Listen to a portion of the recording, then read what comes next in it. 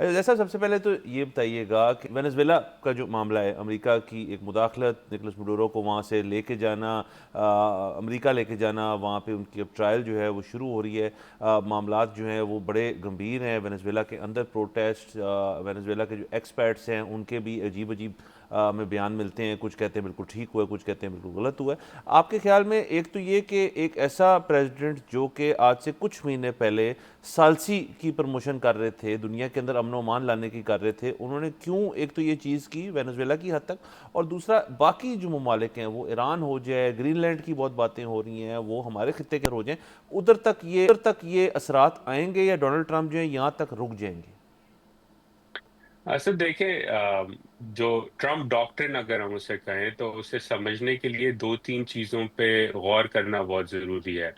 Number एक ये कि डोनाल्ड ट्रम्प की एक जो कंसिस्टेंट व्यू रहा है, आप 1980 से उनके इंटरव्यू उठा के देखना शुरू कर दें, पढ़ना शुरू कर दें, तो वो हमेशा खिलाफ रहे हैं लंबी जंगों के, बिलखुसूस ऐसी जंगों के जिसके अंदर आपने नेशन बिल्डिंग करना हो। तो वो एक उनका कंसिस्टेंट व्यू है।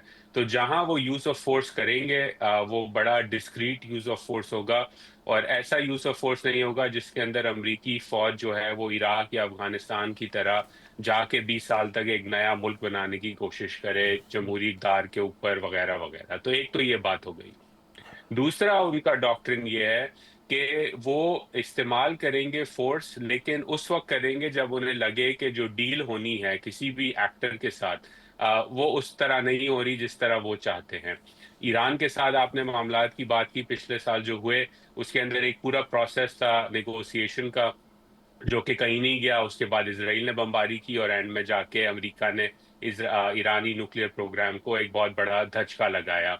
इसी तरह वेनेजुएला में जो है पिछले एक साल से निगोशिएशंस चल रही थी। तो जब आपने मुदाखलत का, तो मैं कहूंगा कि मुदाखलत भी थी यहाँ और साजिश भी थी, क्योंकि अंदर जो वेनेजुएला में जहां तक मैं समझ चुका हूँ, रजीम के अंदर भी काफी सारे लोग ऐसे थे कि इस एडमिनिस्ट्रेशन यानी कि डोनाल्ड ट्रंप के साथ मुज़ाकरात करके बात को आगे बढ़ाया जाए, और उसके अंदर अगर मदुरो को हटाना पड़े तो वो ठीक है।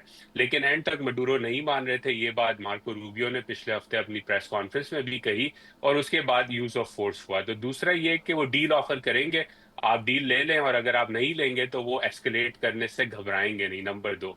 नंबर तीन ये कि जो नेकेड यूज ऑफ पावर है, पिछले अमरीकी जो सदूर रहे हैं काफी अरसे से, वो चाहते थे कि वो फोर्स भी इस्तेमाल करें लेकिन अच्छे भी लगें दुनिया भर में।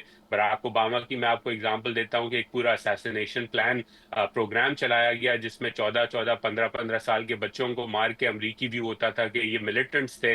इस पे पूरी डॉक्यूमेंटेशन इंटरनेट पे मौजूद है। लेकिन बराक ओबामा चाहते थे कि एक प्रोसेस हो, अच्छे भी लगें, लोग उन्हें यूनिवर्सिटीज में कबूल भी करें, इलीट लिबरल तबका भी कबूल करे। डोनाल्ड ट्रंप इस बात की कदर नहीं करते। तो वो खुला आके कहते हैं कि यस हम इंपीरियल पावर हैं, यस हमें वेनेजुएला का तेल चाहिए, और यस अगर वेनेजुएला या दीगर ममालिक के जो लीडर हैं वो हमारे साथ ऐसी डील पे बात नहीं करेंगे जो हम समझते हैं कि अच्छी डील है, तो फिर उनको जो है फेंटा भी लगाया जाएगा। सब्सक्राइब करें और बेल दबाएं ताकि कोई खबर रह न जाए।